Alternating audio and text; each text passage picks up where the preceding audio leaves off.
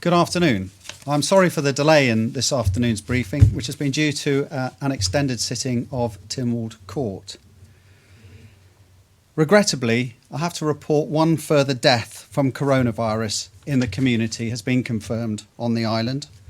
Our condolences go out to all those involved, together with the family and friends.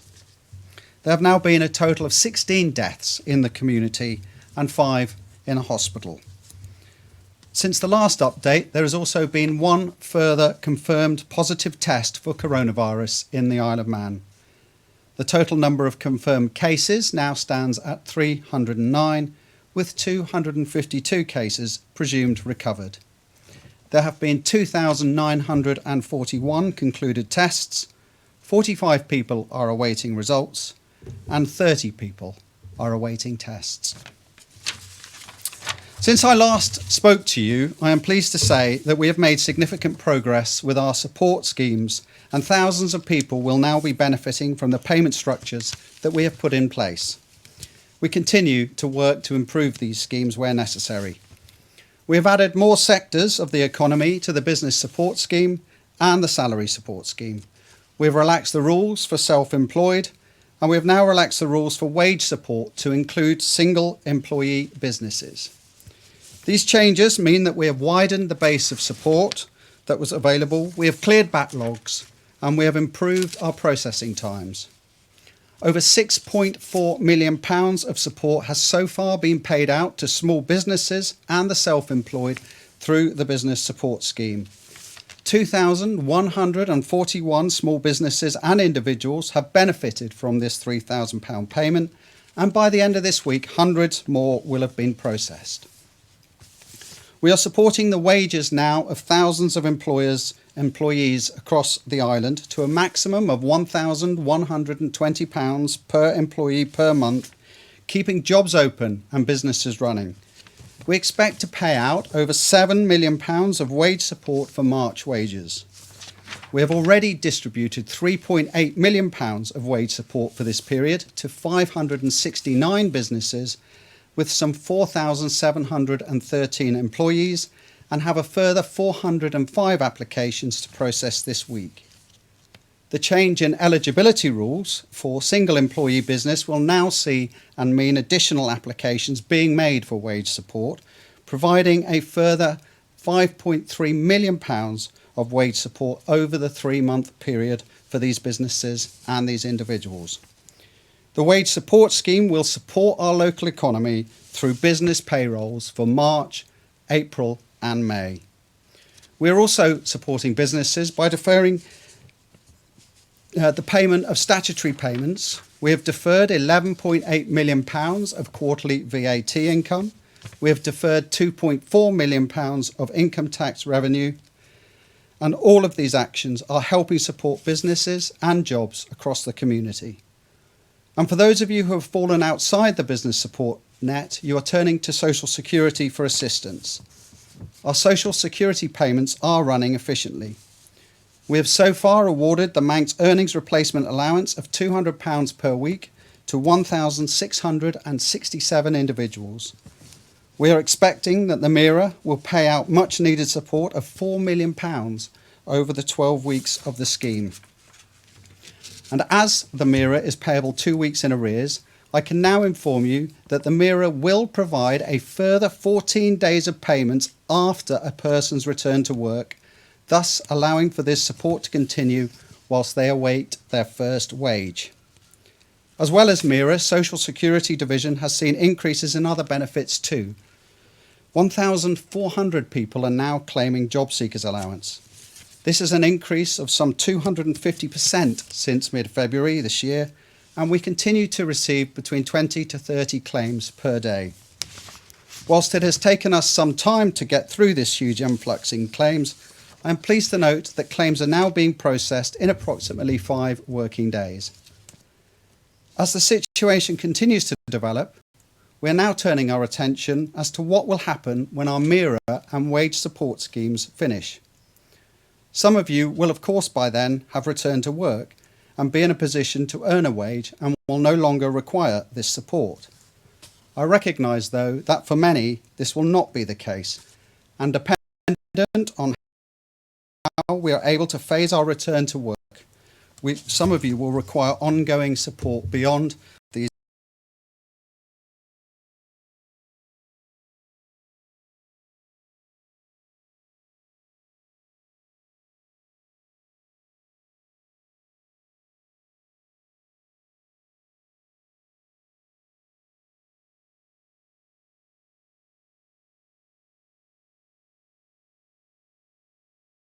global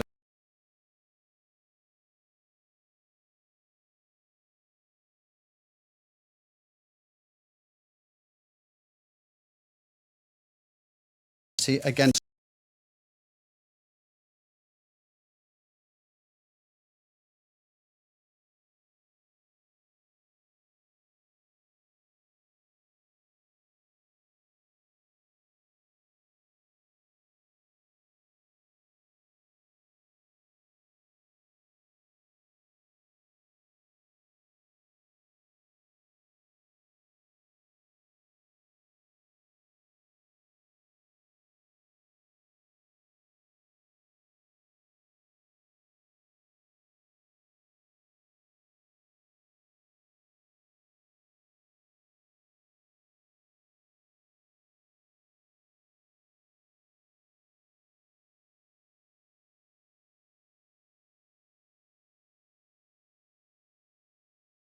plans for the current year. I intend to bring an update to this year's budget to Tynwald in July, setting out our plans in more detail. It is vital that we have a thriving economy, not just for government revenues, not just for business, but for society as a whole. In that respect, we must of course recognise that amongst the gloom, there are many companies continuing to work incredibly hard. Some businesses have written to me how, with government support, they have managed to improve their business models. Others have told me they are managing without government support. And of course, some of our businesses have played an increasingly important role during this crisis. Thank you to all of you working so hard to keep your businesses and the economy going. We are now paying millions of pounds out in supporting hundreds of businesses, wages for thousands of employees, and of course supporting those who find themselves needing direct support from the social security system. We are continuing to work hard across the community to find a way through this, and of course we have now taken the first steps to getting the economy back on its feet. I do not underestimate how tough this is for many, but together we are making progress. Thank you very much, and I will now take questions, and the first question is from Josh Stokes at ITV. Josh. Thank you, Minister. The Chief Minister announced today in Tynwald a phased exit strategy. In regards to the document later this week, how much detail can we expect to see from the Treasury on these phases? Will it include how long the government support schemes will be open for example? The Chief Minister used the word transparent to describe the document, so what sort of transparency will we see from the Treasury within that document? Well, the overarching document is the strategic document. As I've outlined to you already in some detail, the extent of the schemes that we are currently providing and the cost of those schemes. It very much depends, though, that this document will be a working document. We don't necessarily have complete oversight as to the timings of any phased return to work. It very much depends on things going extremely well from the health side. Obviously, we can have some confidence at the moment how our health plans and implementation is going, but clearly we don't have a lot of oversight as to the extent of any impact that coronavirus has had on the business community when they actually get back to work. So there's quite a lot for us to do with. So the truth of the matter is we won't really have the financial oversight, the complete financial oversight, until probably July when we deliver the budget. And as I said, as these sectors get back to work, less people, I hope, will be claiming on the social security, and of course our wage support demands will decrease, but then we'll be able to pick up the pieces after that and understand what we actually have to do next to invest public money most effectively, both to support people who still need it and where we need to invest to help the economy in terms of developing the business opportunities that might exist both for locally domestic businesses and those businesses that are facing out into the external market. Okay, thank you. My second question, if I may, is a question about those who usually commute to work to the UK from the island. Is there at this point a separate plan being worked on for those workers within this strategy, and whether that be the border opening exclusively for those people who commute to the UK a little earlier, or specific support for those workers in particular? Yeah, so clearly this is continuing to be an issue for us around the border controls and how they are operating most effectively. I mean, the government correctly made the decisions to both insist on a pretty hard lockdown, if that's the right word, but also to insist on very strict border controls. As we move forward, we clearly need to adjust those in line with changing circumstances. The Chief Minister has announced today in Tynwald that allowances will now be made for workers on the Isle of Man with international jobs, where those jobs are playing a key role in society, and they will be bringing forward further clarification in that over the next day or so. And indeed, the Chief Minister, I understand, will be with you tomorrow, and he can explain fully how that system now is going to operate for key workers on the island. But the short answer to your question is yes, we are now starting to make allowances for workers with international or national and international jobs that are off island. Thank you very much. Thank you very much, Josh. Chris Cave from Energy FM. Good afternoon, Minister. You outlined certain changes just before, but there still appears to be some confusion as to which particular financial support packages people qualify for, with many either having not heard back yet and are left in limbo, or being told they're not eligible for certain schemes, but with no reason for being given. Is the relevant information being correctly circulated to assist companies? Because there's criticism from some quarters that certain smaller businesses are being hung out to dry.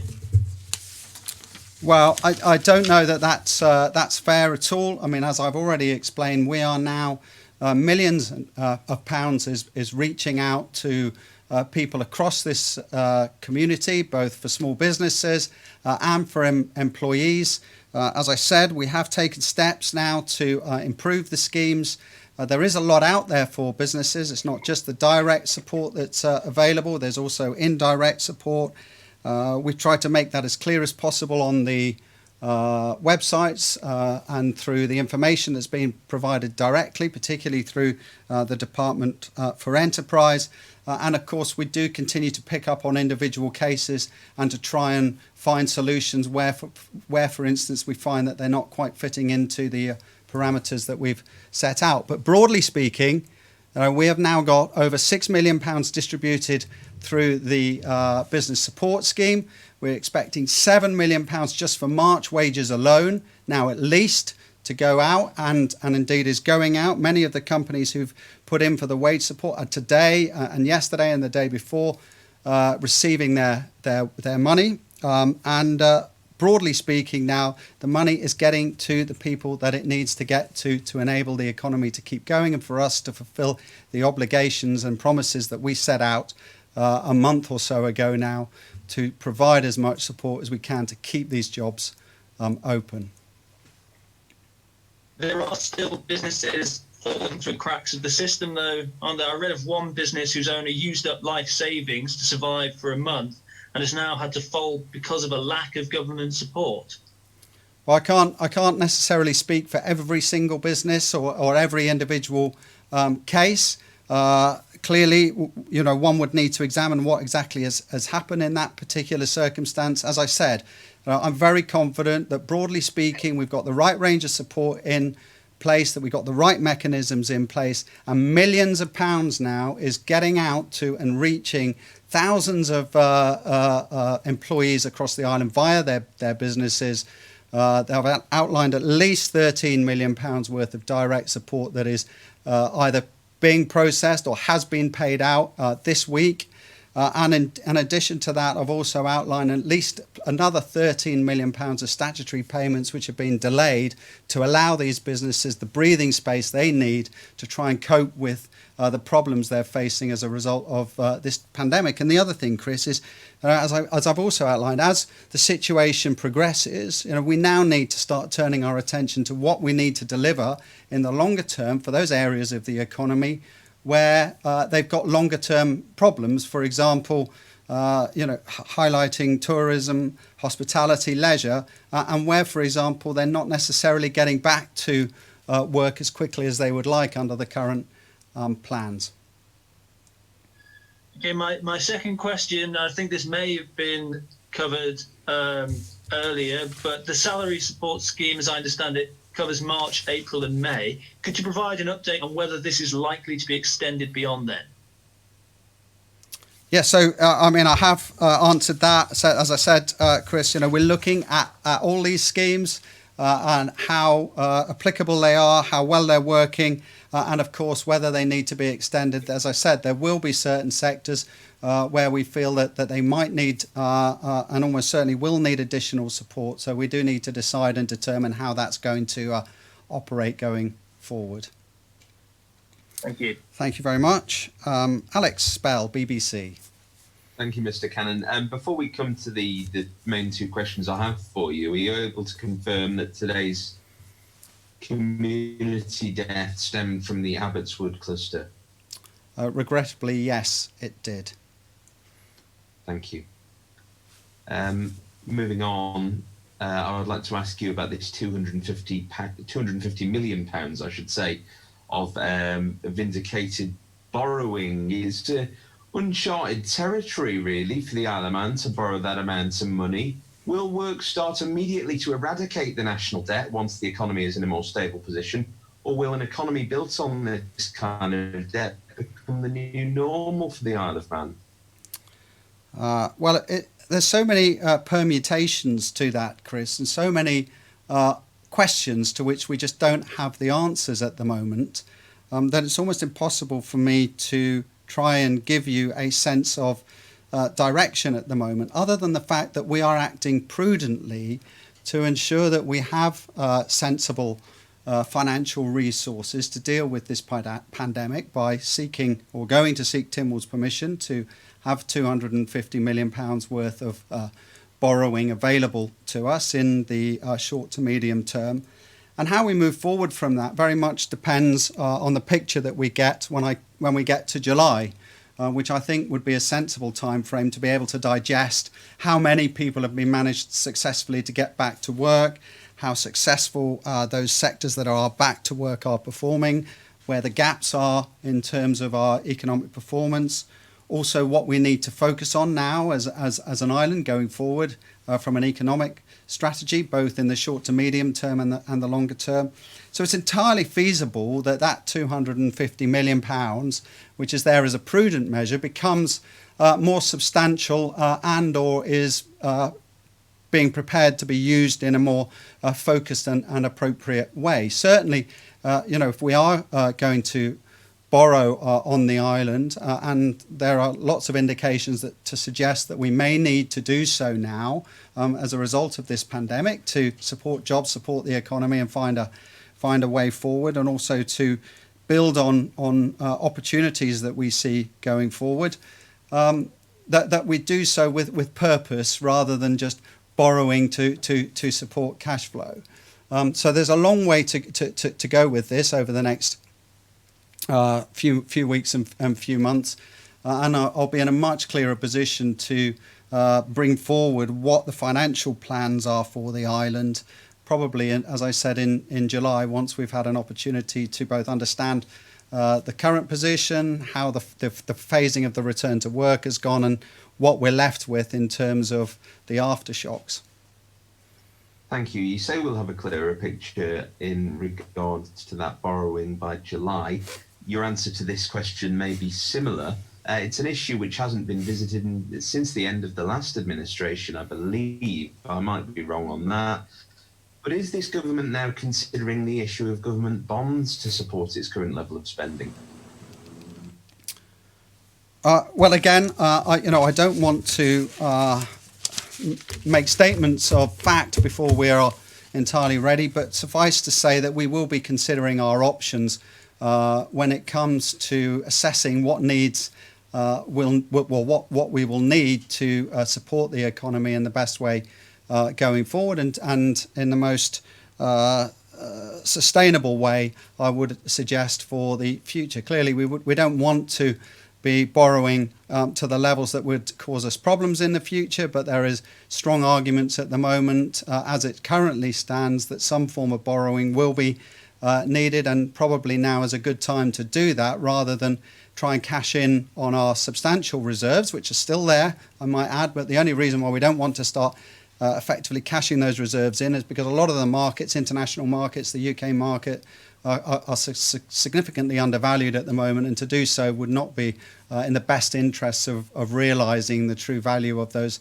assets that we currently hold under our reserves. Thank you. Thank you very much, Alex. And I'll just move to Sam Turton, please. Sam?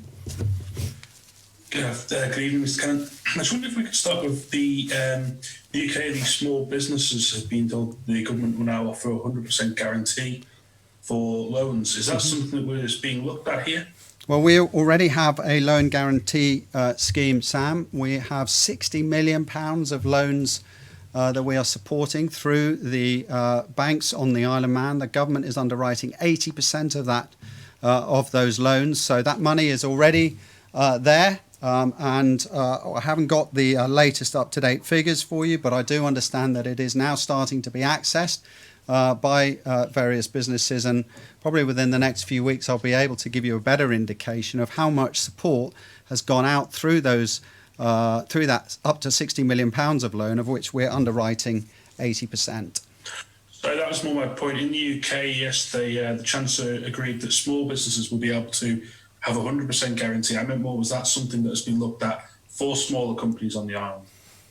That we're not at that stage at the moment. That's not necessarily to say that we wouldn't move to that point, but I think we're in a slightly different position from the UK. I think we'll need to see how we get on with the potential phased return to work over the next few weeks. And then, as I said, we will have to make some further decisions about how we look to support the economy, how we look to support businesses going forward from that particular point.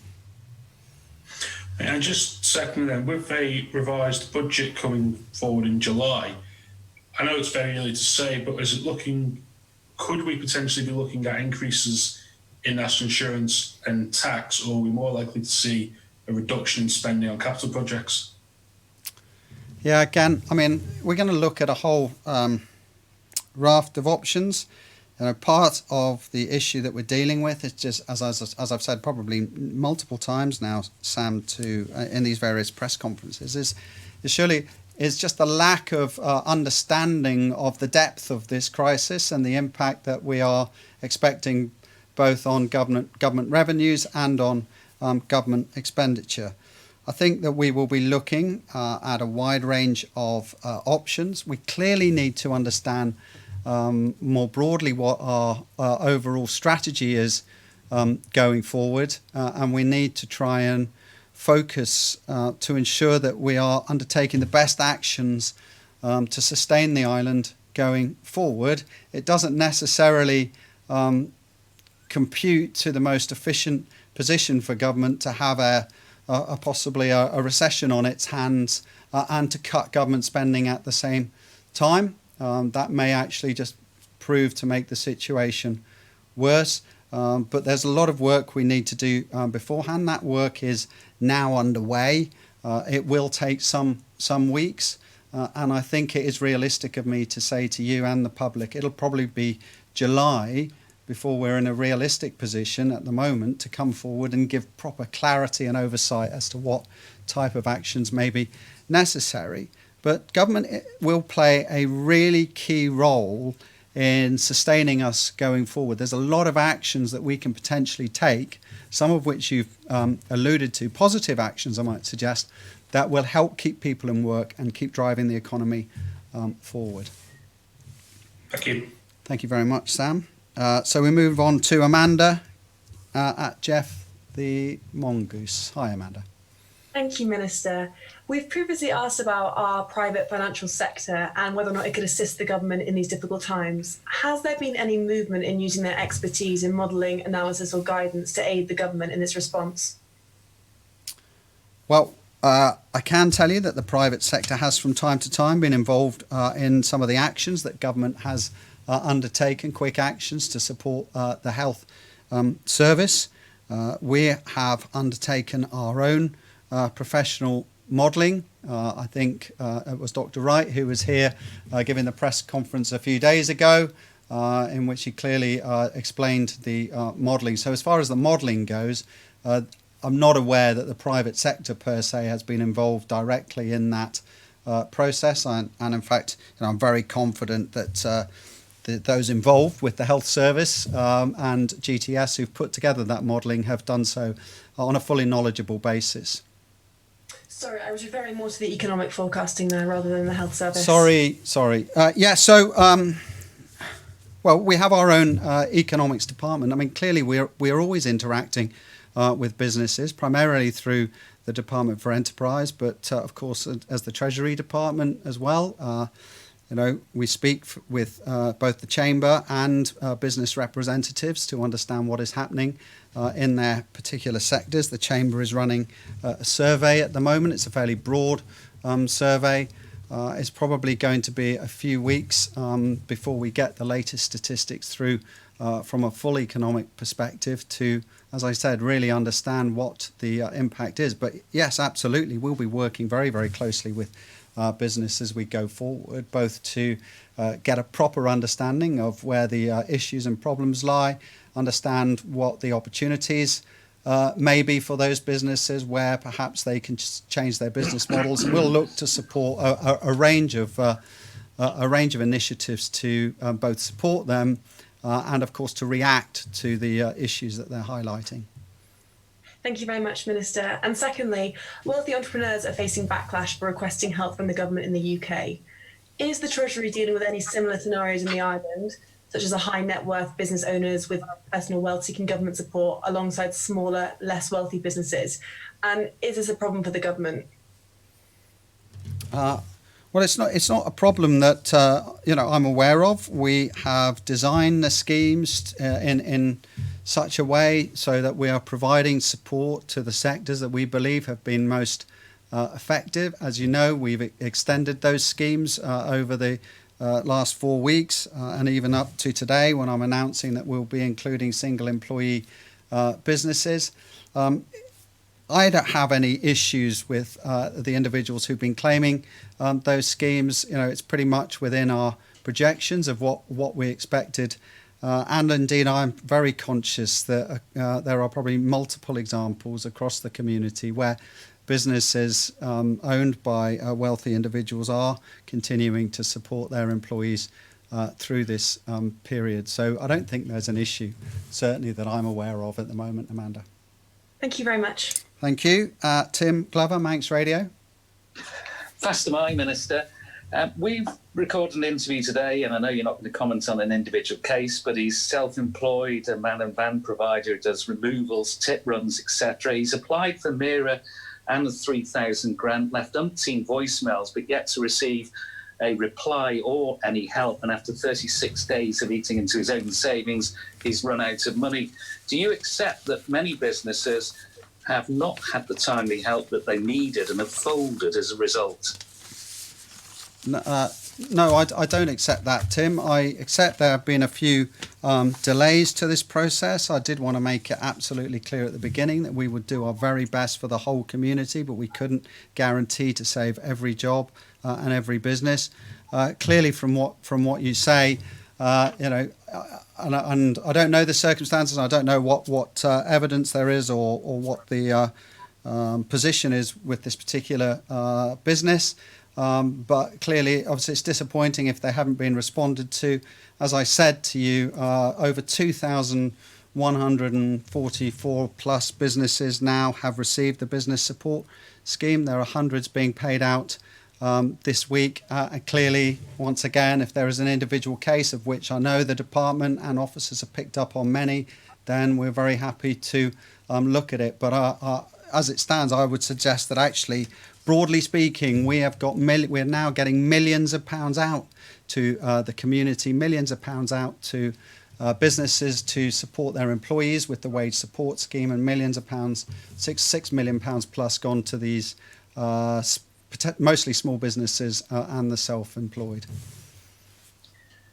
And can we just clarify the position of people who are over 65 that have retired but they're receiving a state pension, but they're carrying on working, so they're paying taxes and contributing like they have throughout their working lifetime.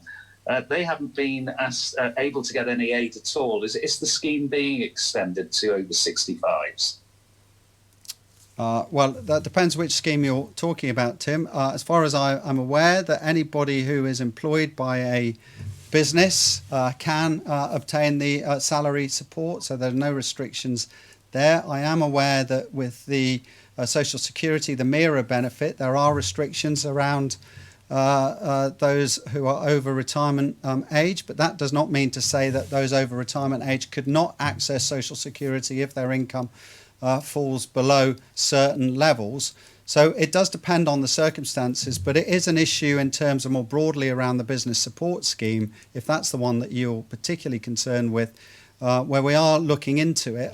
The reason why initially we didn't include the pensioners was because of the fact that they were receiving state pension of various degrees, admittedly, and also because, again, we are extending out support possibly into a far wider range of scenarios than we ever potentially envisaged. But we are looking at that particular issue, Tim, and we will update accordingly. But there is support out there. If a pensioner is employed and they are working, there is no reason why that company cannot be claiming wage support for that individual.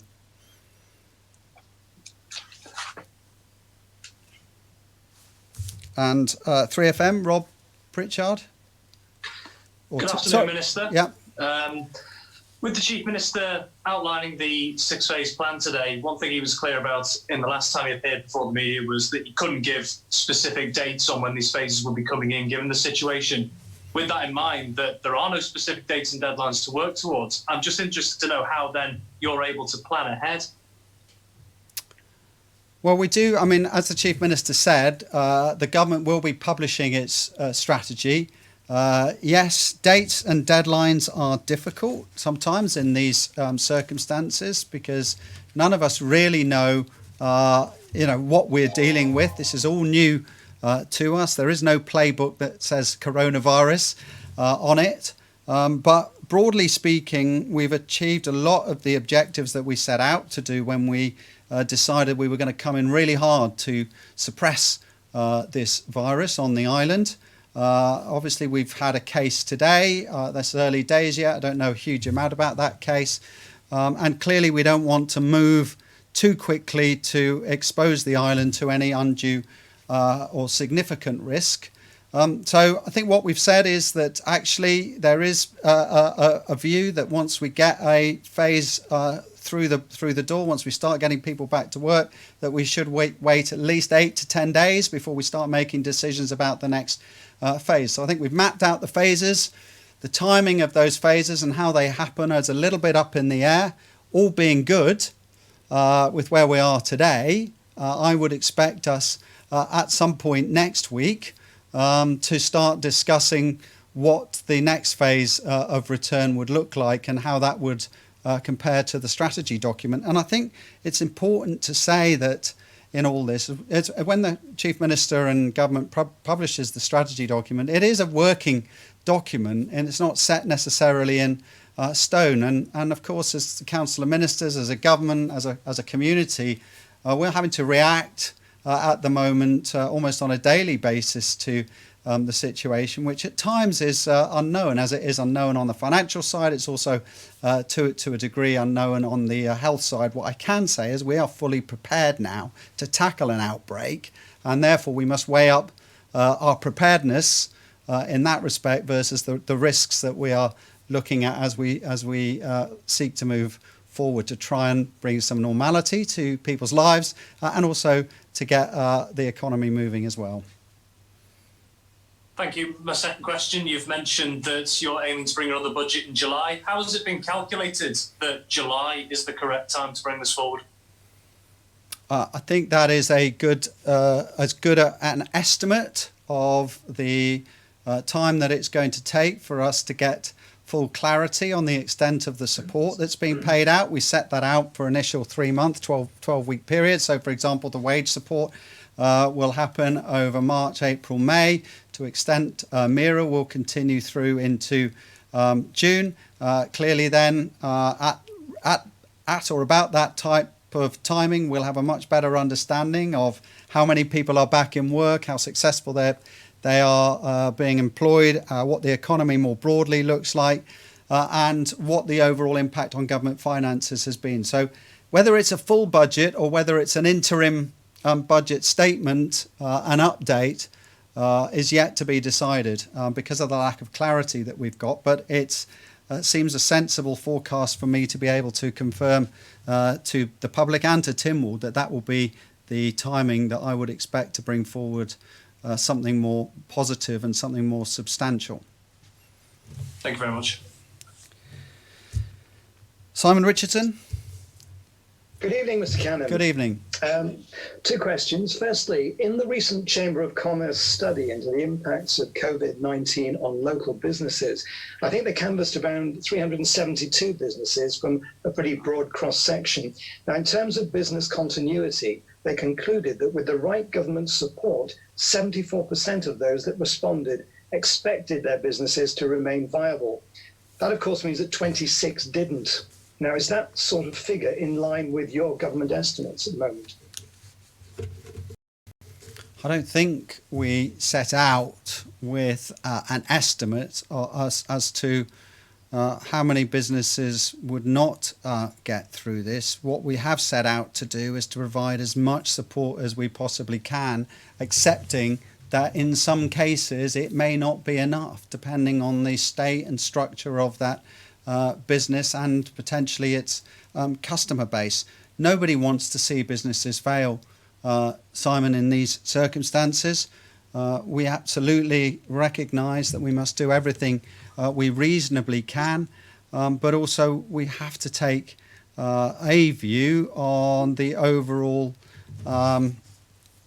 objectivity, if you like, or the overall due diligence that we are applying to the expenditure of public funds. And in some cases, maybe the public funds that are required to save a business are regrettably not being wisely spent in those circumstances. So it is a question of balance for us. Absolutely, we're doing what we believe to be the best we can. We have a wide range of both direct and indirect support available, and we will continue to take a view on that. What I would say is if there is more broadly, rather than just individual businesses, sector problems, then clearly we may need to take much more focused action in those instances to try and support and stabilise that particular sector of the economy. Thank you. And my second question, £250 million in borrowing. It's obviously new to the Isle of Man, but I mean, governments around the world, almost all of them borrow money to support their finances. Do you see this becoming part of the modelling of Manx government financial provision into the future? Probably is the short answer to that. I think the pandemic has speeded up quite a lot of the thought process around public funding and how public funding can be applied in the most appropriate way. As much as the health minister is cautious about the speed of recovery from coronavirus, I'm also quite cautious about the level of borrowing that one might need. And I think the island needs to approach that in a very sensible and measured way. And as I say, that any borrowing that we do has to have, I think for the most part, some substance to it, i.e. a clear idea of what it's going to achieve for the island going forward. And there's always the risk, of course, that borrowing is just seen as the easy way out of problem situations. And of course, once you start borrowing, you then end up potentially starting to look to more borrowing. And one has to be mindful that whilst we have fiscal control, we don't necessarily have a lot of control over monetary policy itself. So carefully, cautiously, with substance at the moment. The pandemic has clearly brought on the need now to look carefully at the support mechanisms that we need to put in place to ensure that the island can successfully move forward out of this current situation. Thank you. It's a pleasure. And finally, Paul Moulton from MTTV. Hi, Paul. Hello there, Alf. Just following on from that last one, I mean, Moody's and S&P credit rating, we've never had borrowing, and we've always had great credit rating. It potentially could be changed, and that could have all sorts of impact. Your thoughts on that? So Moody's haven't taken any steps other than to continue to recognise the strength in the island's public finances. Yes, that might have an impact. That would have to be part of the thought process, an impact study that would go alongside any borrowing. But again, I would suggest that done in the right way, with substance and with a proper plan attached to it, I don't see necessarily that Moody's would not seek to continue to endorse the strength of the island's finances. And bear in mind in all this, of course, is that we still have substantial reserves. Yes, we've lost value on those reserves naturally, but we still have good solid reserves. They will recover. The world will come out of this. It may take a year or so to do so. It may take a couple of years for stock market levels to return, but we've still got that in the background. So there's plenty for us to think about, Paul, and I wouldn't necessarily view this negatively. I think there's lots of potential positives to the right level of borrowing being applied at the moment, and certainly we could realise a lot of positive opportunities to take the island forward, perhaps at a quicker rate than what we were originally planning before this pandemic broke. Okay. And in the spirit of the UK government doing the same thing, here's one from one of our audience. When the government has formed its plans for the island's exit strategy, will it be submitted to Tynwald for their approval and debate? I think the Chief Minister committed today that to Tynwald that he would be willing to allow a debate on the plan that we have to move the island forward. I'm a little bit cautious about using this word exit strategy as if it sort of signals a complete end to coronavirus. I think we as a community have to recognise that even if we did, get to a position where coronavirus was to all intents and purposes for a period of time eradicated on the island, it seems that this virus is still going to be around shores close to us for some considerable time to come. And I guess as we move forward, there's a lot still to think about. And of course, as we push forward beyond, I would suggest, the summer, what happens internationally is going to be of interest to us. Whether we can maintain such strict controls over our borders for that sort of period of time, September, October, November, going forward. So there's a lot for us to think about. But I think what the strategy will do will help, take us forward. I hope take us forward in a positive manner and a confident manner about our ability to deal with this. And clearly, in the longer term, there's a lot for both us and the world more broadly to think about. But yes, I expect there will be some form of Tynwald debate on this in the very near future. So is that it? Tim, you've got one more? Yeah, just a clarification. There are some businesses that obviously apply for the grant, but they might have multiple venues. Are they only covered for just one of their parts of the business? So at the moment, yes, it is one entity, even if it has multiple parts to that entity. And again, as we move forward, we might have to revisit that, as I am aware that some business owners clearly have more than just one entity that they are looking after, and I think we'll need to take account of that. I think broadly, Tim, we put all these packages together, both the direct and indirect support, to try and help businesses in a variety of ways find their way through this. And clearly the big factors now are those sectors that we can't get back to work. I guess the timescale involved with those sectors getting back to work, and what sort of economic conditions they're left with. So there's still a lot of work, a huge amount of work for us to do. It's been relentless for 5 or 6 weeks, and it's going to continue to be hard work, taking a lot of effort, a lot of consultation, a lot of discussion, to get this to get ourselves into the right place. So there's a huge amount for us still to do. So thank you very much. So I have, just before we go, got some shout outs. I know these are proving popular. So we've had a Howard's Heroes nomination for the 400 plus volunteers working with helpout.im, each of whom has pledged to support those in need in our community. This includes running errands such as shopping and dog walking for vulnerable people on our island, helping to shield them from coronavirus. Thank you to everyone volunteering their time to help others across the island. Another nomination is for those working in pharmacies around the island. This nomination, I'm delighted to say, is specifically for the team in my own constituency, the Village Pharmacy in Kirkmichael. The individual making the nomination, who describes themselves as being in a vulnerable group, has said, like so many of us, we depend on our medication, and at times like this, the staff at the pharmacies are putting themselves in harm's way to provide us with much needed meds. The team at Kirkmichael have been extremely helpful to my wife and I at this difficult time, for which we are very grateful.